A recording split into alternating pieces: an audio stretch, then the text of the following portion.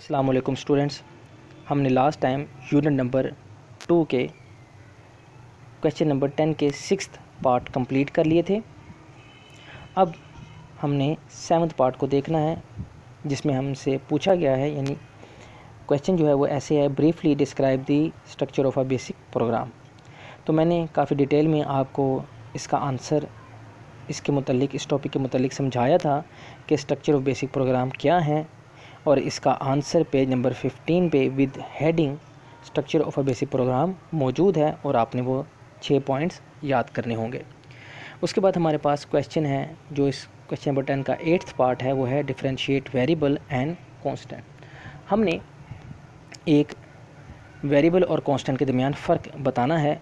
तो वेरिएबल की डेफिनेशन मैंने आपको बताई थी कि वेरिएबल एक ऐसी क्वांटिटी है जिसकी value during program execution change होती रहती है, और कांस्टेंट एक ऐसी क्वांटिटी है जिसकी value during program execution change नहीं होती। यही इनमें एक वाज़ेह फ़र्क है। इसके बाद जो हमारे पास 9th पार्ट है क्वेश्चन नंबर 10 का, उसमें एक प्रोग्राम हमसे रिक्वायर किया गया है, जिसमें यूज़र से उसका नाम, रोल नंबर, क्लास और सेक्शन और डिफरेंट सब्जेक्ट्स में उसके मार्क्स पूछे गए हैं, और साथ ही ये बताया गया है, ये बयान किया गया है कि वो स्टूडेंट क्लास 10th से बिलोंग करता है। और हिंट में हमें ये प्रोवाइडेड है कि जो टोटल मार्क्स हैं वो 850 हैं। तो अगर आप स्क्रीन पे देखें तो मैंने इसका प्रोग्राम आपको डिस्प्ले किया है, जिसमें हमारे पास इनपुट में जो फर्स्ट लाइन नंबर 10 है, इनपुट एंटर योर नेम, और जो वेरिएबल इसके साथ यूज़ किया गया है वो है एन स्ट्रिंग, यानी कि यूज़र से उसका नाम पूछा जा रहा है, और ये नाम जिस वेरिएबल में स्टोर होगा वो है एन, और उसके साथ $साइन यूज़ किया गया है, जो ये मेंशन कर रहा है कि ये वेरिएबल स्ट्रिंग कैटेगरी से ताल्लुक़ रखता है। अगर हम इसके साथ $साइन इस्तेमाल नहीं करेंगे तो ये हमारा वेरिएबल जो है अपना काम सही तरीके से नहीं कर पाएगा, क्योंकि जो प्रोसीजर हैं वो दूसरे वेरिएबल से टोटली डिफरेंट हैं, न्यूमेरिक वेरिएबल के और स्ट्रिंग वेरिएबल के। इसके बाद जो लाइन नंबर 20 है, input enter your roll number, और उसको मैंने एक वेरिएबल RN में स्टोर करवाया है। RN के साथ मैंने डिक्लेरेशन करैक्टर, जैसे ऊपर स्ट्रिंग यूज़ किया है, मैंने उस तरह का कोई डिक्लेरेशन करैक्टर यूज़ नहीं किया, क्योंकि इंटीजर के साथ जो उसका डिक्लेरेशन करैक्टर % होता है वो ज़रूरी नहीं है, लेकिन इसके बरक्स स्ट्रिंग वेरिएबल में $साइन ज़रूरी है। और इसके बाद जो हमसे रिक्वायर किया गया था क्लास और सेक्शन, मैंने उन 2 लाइनों को स्किप किया है, क्योंकि प्रोग्राम लेंथी हो रहा था। हमारा जो फोकस है वो हमारे मेथड पे होना चाहिए। आप उन दोनों लाइनों को लिखेंगे, लाइन नंबर 30 और 40 में, जिसमें यूज़र से आप उसकी क्लास पूछेंगे और उसका सेक्शन पूछते हुए आप ये जहन में रखिएगा कि इनपुट एंटर योर सेक्शन, उसके बाद जो आप सेक्शन के लिए वेरिएबल जो भी यूज़ करेंगे SEC, उसके साथ आप $साइन लाजमी देंगे, क्योंकि जो सेक्शन होता है वो नॉर्मली अल्फ़ाबेट्स में होता है। इसके बाद जो यहाँ पर मैंने लाइन नंबर 30 ली है वो है TM, यानी कि टोटल मार्क्स, और वो है 850। इसके बाद line number 40, input enter marks in variables EUM, ये डिफरेंट वेरिएबल्स हैं, इंग्लिश, उर्दू और मैथ को जो रिप्रेजेंट कर रहे हैं, उसमें आपने अपने मार्क्स एंटर करने होंगे। क्योंकि जो आपके सब्जेक्ट्स हैं क्लास 10th के वो काफ़ी ज़्यादा हैं, तो फिर वही बात कि प्रोग्राम लेंथी हो सकता था। उस चीज़ से बचने के लिए मैंने इन वेरिएबल्स को कम किया है। इसके बाद लाइन नंबर 50 में OM ऑब्टेन मार्क्स के नाम से एक वेरिएबल लिया, जिसमें इन तीनों सब्जेक्ट्स के जो भी नंबर थे उनको ऐड करके उसमें रखवा दिया या सेव करवा दिया। क्योंकि आपने ऊपर देखा कि जो टोटल मार्क्स हैं वो 850 हैं, इसको हमने फुलफ़िल लाजमी करना था, क्योंकि हमारा जो रिक्वायरमेंट है वो 850 है, तो उसके हिसाब से हमने चलना था। लेकिन सब्जेक्ट्स हमें मेंशन नहीं थे, इसलिए मैंने उनके ऊपर फोकस नहीं किया, और मैंने वो सिर्फ 3 सब्जेक्ट्स ही लिए हैं। आप इन सब्जेक्ट्स को मज़ीद बढ़ा सकते हैं, 7 और 8 कर सकते हैं। इसके बाद जो लाइन नंबर 60 है, परसेंटेज प्रोड्यूस करने के लिए PER के नाम से एक वेरिएबल लिया, और उसमें obtain over total marks multiply 100 करके परसेंटेज फाइंड आउट की गई। इसके बाद हमने इस ऑब्टेन मार्क्स को प्रिंट करवाया है लाइन नंबर 70 में। बाज़ बच्चों के जहन में ये क्वेश्चन था कि ऑब्टेन मार्क्स या कोई भी वैल्यू जो है वो हम प्रिंट करवा सकते हैं, लेकिन उसके लिए हमारे मैसेज का होना ज़रूरी है। तो उस चीज़ को सॉर्ट आउट करने के लिए मैंने इस स्टेटमेंट में ऑब्टेन मार्क्स के साथ कोई मैसेज यूज़ नहीं किया गया। इसके बाद line number 80 print your percentage, और आगे वो परसेंटेज जिस वेरिएबल में मौजूद है PER उसको लिखा गया है। और इसके साथ हमारे जो प्रोसीजर है, यानी कि हमसे जो रिक्वायर किया गया था ऑब्टेन मार्क्स और परसेंटेज, वो स्क्रीन पे प्रिंट हो जाएगी और लाइन नंबर 90 में हमारा प्रोग्राम एंड हो जाएगा। इसके बाद क्वेश्चन नंबर 10 में हमारे पास दोबारा से एक प्रोग्राम रिक्वायर किया गया है, जिसमें हमसे एक मूविंग कार के डिस्टेंस को फाइंड आउट करने का पूछा गया है। और ये इसका एल्गोरिथम भी हमने चैप्टर नंबर 1 की एक्सरसाइज में बनाया था, उसी के ऊपर हमसे प्रोग्राम पूछा गया है।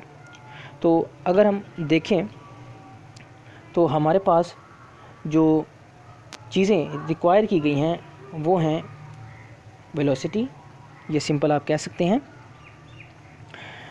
एवरेज स्पीड और टाइम। तो हम यूज़र से इनपुट के ज़रिए एवरेज स्पीड को रिक्वायर करेंगे v की सूरत में, और फिर उससे हम एंटर टाइम यानी कि टाइम रिक्वायर करेंगे वेरिएबल t की सूरत में।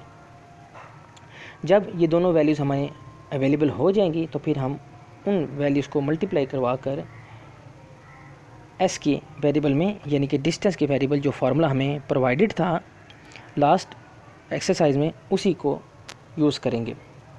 फिर लाइन नंबर 40 में हम प्रिंट करेंगे डिस्टेंस कवर्ड, और उस वेरिएबल जिसमें हमने वो वैल्यू स्टोर की थी उसको प्रिंट करवा देंगे, और यहाँ पे हमारा प्रोग्राम क्लोज हो जाएगा।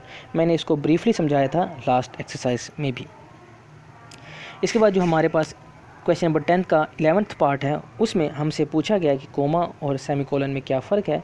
तो ये जो क्वेश्चन है ये प्रैक्टिकल से बिलोंग करता है, लेकिन फिर भी मैं आपको इसका एक आइडिया दे देता हूँ। वो ये है कि सेमीकोलन और कोमा में फ़र्क ये है, जैसे आप इस वक्त स्क्रीन पे लाइन नंबर 10 देख रहे होंगे कि enter average speed double quotation marks को एंड किया गया और फिर सेमीकोलन और वी। सेमीकोलन इस मैसेज और वी की वैल्यू के दरमियान बहुत कम या कदरे थोड़ा सा जो है वो डिस्टेंस शो करेगा जब ये प्रोग्राम एग्जीक्यूट होगा। इसके बरक्स अगर हम कोमा यूज़ करें एंटर एवरेज स्पीड और वी कोमा वी, तब आप देखेंगे कि स्क्रीन पर आपको मैसेज और वैल्यू के दरमियान काफ़ी ज़्यादा डिस्टेंस नज़र आएगा। ये इंशाल्लाह मैं आपको प्रैक्टिकल में दोबारा भी इसको परफॉर्म करके दिखाऊंगा। इसके बाद क्वेश्चन नंबर 11 है कि write a program to calculate the volume of a cylinder. Volume of cylinder हमने फाइंड आउट करना है, और उसके लिए हमने जो फार्मूला हिंट के तौर पर नीचे मेंशन है वो बता रहा है कि हमें दो चीज़ें ज़रूरत होंगी, रेडियस और हाइट फ्रॉम दी यूज़र।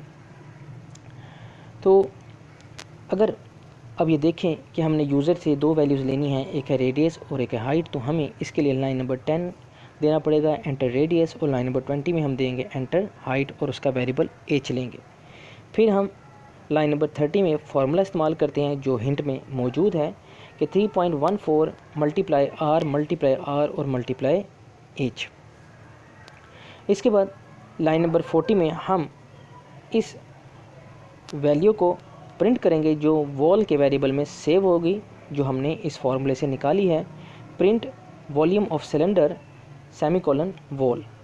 और इस तरीके से हमारे सिलेंडर का जो वॉल्यूम होगा वो प्रिंट होगा स्क्रीन पे, और उसके बाद हम लाइन नंबर 50 में इसको एंड कर देंगे।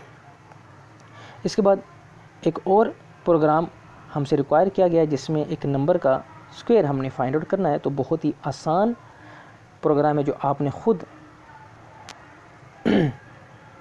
ड्रॉ करना होगा और मुझे सबमिट भी करवाना होगा।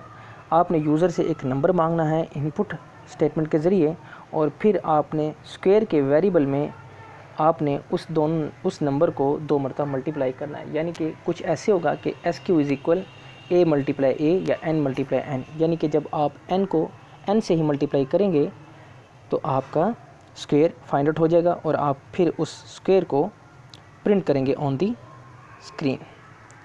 इसके बाद एक और क्वेश्चन है जो भी आपने खुद परफॉर्म करना होगा।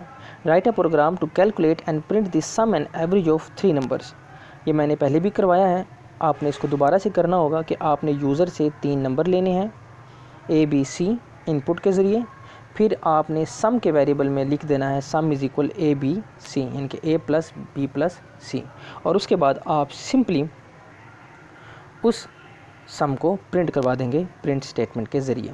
लेकिन याद रहे कि आपने ये नंबर इनपुट स्टेटमेंट के ज़रिए नहीं लेने बल्कि लेट स्टेटमेंट के ज़रिए लेने हैं, यानी कि उसका मतलब ये होगा कि आपने प्रोग्राम लिखने के दौरान ही इन वेरिएबल्स को वैल्यूज़ देनी होंगी। यानी कि let A is equal 5, then second line number, let B is equal 10, फिर third line number, let C is equal 15। तो आपने प्रोग्राम लिखते वक्त ही इनपुट स्टेटमेंट के बजाय लेट स्टेटमेंट के ज़रिए उनको वैल्यूज़ देनी है और फिर उनके ऊपर अपना फंक्शन परफॉर्म करना है। लाजमी इन प्रोग्राम्स को सॉल्व करें, मुझको सबमिट करवाएं ताकि मुझे साथ साथ आइडिया हो कि आप इस वक्त किस मेंटल लेवल पे चल रहे हैं, आपको किस हद तक समझ आ रही है। मज़ीद किसी भी किस्म की कोई भी प्रॉब्लम हो तो लाजमी मुझसे शेयर करें। अस्सलाम वालेकुम।